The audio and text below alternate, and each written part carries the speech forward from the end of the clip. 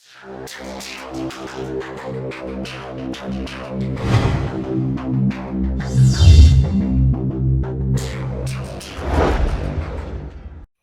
2025년 1월 5일 이정훈입니다. 법원에서 윤석열 대통령 측이 체포영장에 대해서 제기했던 이의 신청을 기각했습니다.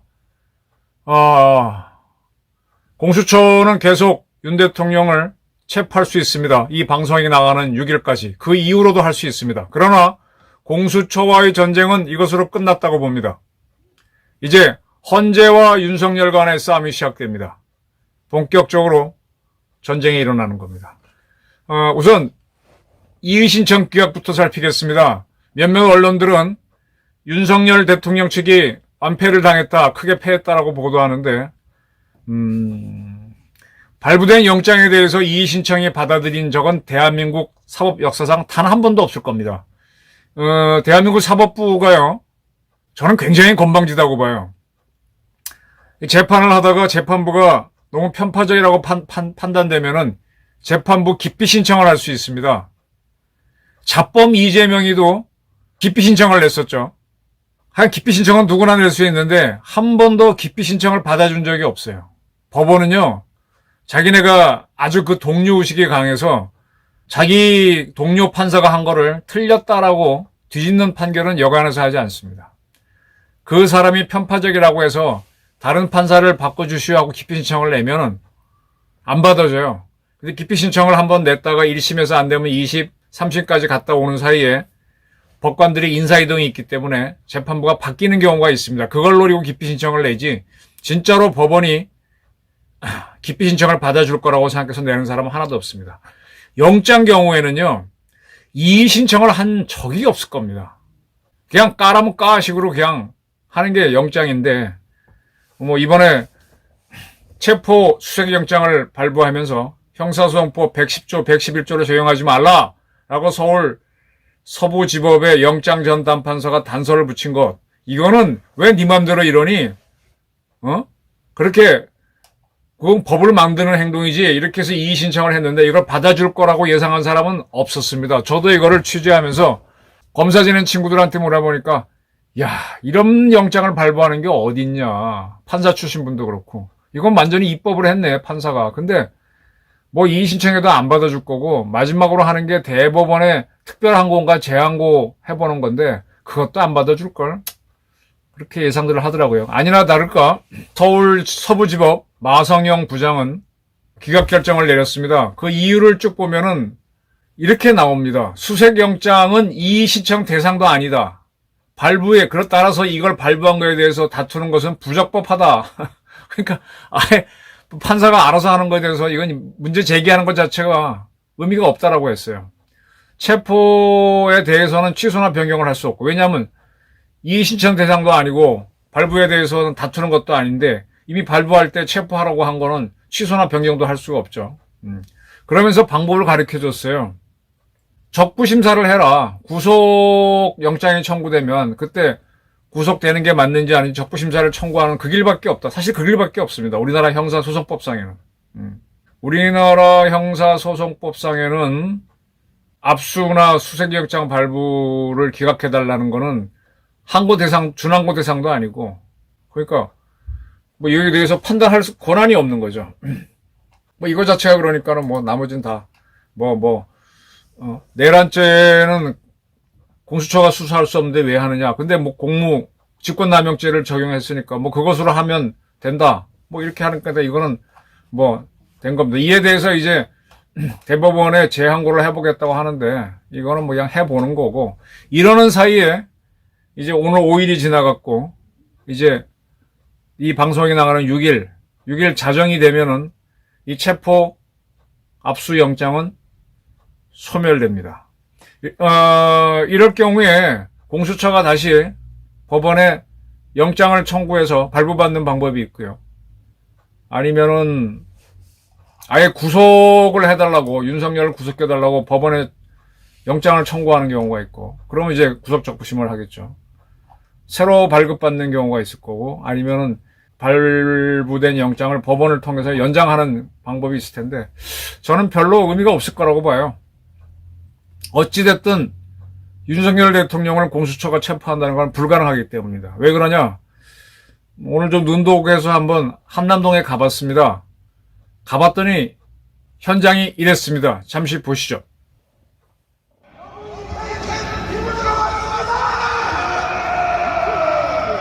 넓혀달라는 요구도 안 하고 있고 여기 봐봐 빡빡하게 서 있잖아.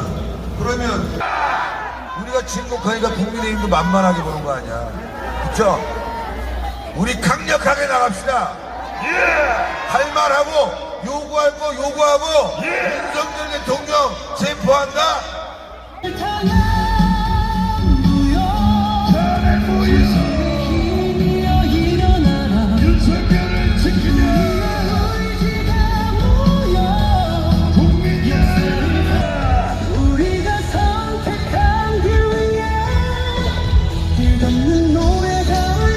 우리는 다시 일어설 거야. 희망의 깃발을 높이 세우고. 네, 이 영상은 제가 그냥 가서 찍은 건데 지금 화면에 나왔던 거는 윤석열 대통령을 지지하는 세력들이 벌이는 시위 모습입니다. 한남동에 가면은 남산 쪽으로는 윤석열 지지 집회가, 그다음에 저기 단국대학교 옛날 한강 쪽으로는, 남쪽으로는 민노총 집회가 열립니다. 그 양쪽에 모인 사람 수는 비슷했어요. 그런데 이제 윤석열 지지하는 세력들이 모인 쪽은 한강진역에서 굉장히 가깝습니다.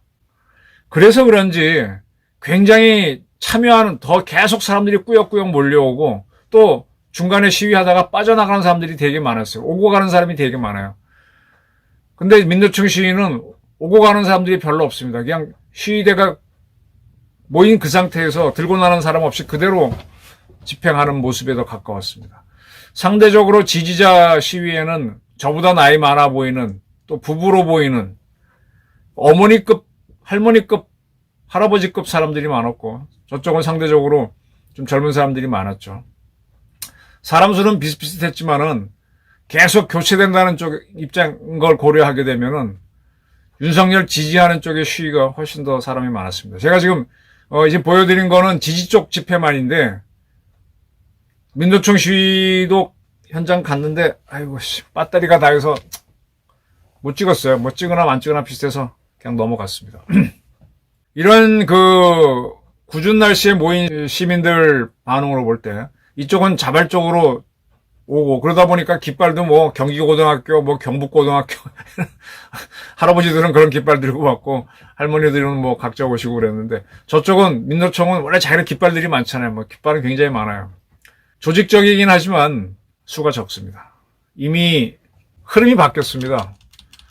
아주 좋은 자료가 아시아투데이가 한국여론평판연구소에 의뢰해서 윤석열 대통령에 대한 지지율 조사를 했습니다. 그랬는데 1000명을 대상으로 했는데 윤 대통령 지지한다가 40%가 나왔습니다. 지지하지 않는다는 60%. 6대 4로 아직 반대가 많지만 많이 올라왔죠. 60%, 40%까지 올라왔습니다. 70대에서 윤 대통령 지지하는 사람들은 61%가 나오고 60대에서는 40%. 70대가 굉장히 70대 이상이 높은데 특이한 거는 젊은 세대 중에 20, 30세대가 35%가 윤 대통령을 지지한다라고 나왔습니다. 계속 윤 대통령 지지율이 올라가고 있어요. 이거 굉장히 반등이죠. 그전에는 25% 정도였는데. 근데 지금 보게 되면 대구 경북에서 47, 부울경, 경남 쪽에서 44%의 지지가 나왔는데 대구 경북의 인구가 호남 전체, 전남북, 광주 합친 거랑 비슷하죠.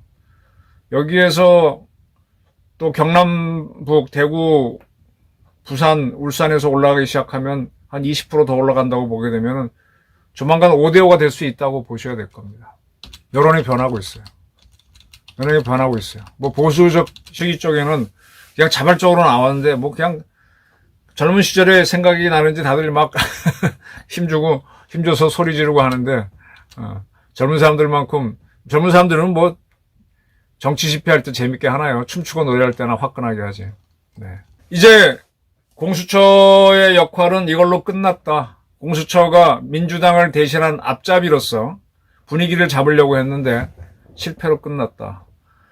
지금 윤 대통령 측은 공수처가 하는 법적인 공격에 대해서 변호인단도 설정하지 않았죠. 아예 깡그리 무시했습니다. 헌재가 하는 거에 대한 대리인을 세웠지만은 무시를 했죠. 하지만 이번에 영장을 집행했던 공수처장 오동훈 씨를 비롯한 그다음에 그걸 집행하려고 왔던 부장검사 등 그다음에 수사관들, 경찰 협조자들에 대해서는 전원 고발을 했습니다. 형사법에 따라서 들어올 수 있는 지역인데 막 들어왔으니까. 그리고 그들이 들어오도록 경호처장의 통제를 받지 않고 국방부 장관과 경찰청장 대리의 지시를 받아서 경호 경비 업무를 하지 않은 경찰과 군의 책임자들도 고발했습니다. 이렇게 말씀드릴게요. 그 101, 102 경비단 경찰, 그 다음에 수방사의 55 경비단이 그쪽을 지켜야 되는데 이들이 경호처 수사관들, 경찰들이 올 때 문을 열어주고 비켰잖아요. 그럼 이 사람들은 자기 본 소속인 수방사나 경찰청, 서울경찰청의 지시를 받아야 되느냐 아니면 작전 통제를 하는 경호처장의 지시를 받아야 되느냐 이게 문제가 되는데 정확하게 말하면 경호처장의 지시를 받아야 됩니다. 이들을 이쪽에 보낸 작전 통제하도록 보낸 친정은 이들을 지시할 권한이 없어요. 이들에 대한 봉급을 주고 인사평정을 할 권리는 있지만 명령을 할 권리는 없다고. 근데 경찰청장 대행하고 국방부 장관 대행이 지시를 했고 따랐습니다. 근데 이들보다 상급자인 최상목 대통령 대행은 경호처장의 지시를 따르라고 지시를 내렸습니다. 그 지시를 경찰청장하고 국방부 장관 대행은 어겼고 자기는 경호처장 작전 통제를 받는 부대한테 지시를 할 수 없는데 지시를 했습니다. 그 때문에 이들도 고발을 했습니다. 이거는 별도로 앞으로 대한민국의 법치사회인가 아닌가를 증명하기 위해서 따져봐야 할 겁니다. 윤 대통령 체포영장에 대한 이의 신청을 법원이 적법하게 기각했듯이 이 명령체제를 어기고 55 경비단, 101, 202 경비단이 경비를 안 한 책임은 적법하게 따져야 됩니다. 자, 이렇게 되면서 이제 윤 대통령 건은 다음 주 화요일 이 방송이 나가는 일주일 플러스 하루가 더 지나가는 8일 후인 그날부터 이제 윤 대통령이 헌재에 나가서 앞으로의 재판이 헌재에서 화목 매주 2번씩 열립니다. 가서 이제 이걸 설명을 하겠죠. 지금 가장 중요한 내란죄 부분을 민주당이 다수인 국회에는 소추에서 빼겠다 그랬습니다. 내란죄가 아니죠. 그냥 헌법이 보장한 계엄을 한 겁니다. 그게 놀라워서 그렇지. 이게 전쟁 일으킨 것도 아니고 내란 일으킨 것도 아닙니다. 내란 일으켰다고 지금 민주당과 좌빨들이 떠들고 있을 뿐이지. 어떤 사람들은 전쟁을 일으켰다고까지 떠들어요. 죽은 사람 하나도 없는데. 내란이 아니면 대통령은 소추할 수가 없잖아요. 그리고 내란 여부를 다투다 보게 되면 김용현 또 사령관들이 다 와서 증언하다 보게 되면은 국민들이 판단하면서 별것도 아니네 하게 되면 이거 뭐야 이렇게 되면은 반전이 될 수도 있으니까 빼버렸습니다. 직권남용죄 위주로 가는데 이렇게 당했던 게 이제 박근혜 대통령이죠. 그때는 하도 최순실 사건에 놀래갖고 언론들이 하도 바람잡는 밤에 놀래가지고 그냥 박근혜를 어떻게 하든 날려야 된다고 해서 헌재에서도 8대2가 6대2가 나왔는데 자기네끼리 조정해서 만장일치로 파면을 했습니다만 지금은 그런 경험이 있어가지고 더 차분하게 대처하고 달라진 거는 이제 조중동 같은 보수 언론이 윤석열이 무능했다. 어떻게 그렇게 계엄령을 선포하느냐 가지고 엄청 공격들을 하고 있는데 그건 이제 과거와 달라진 거죠. 그러나 그때도 사실은 주요 언론들이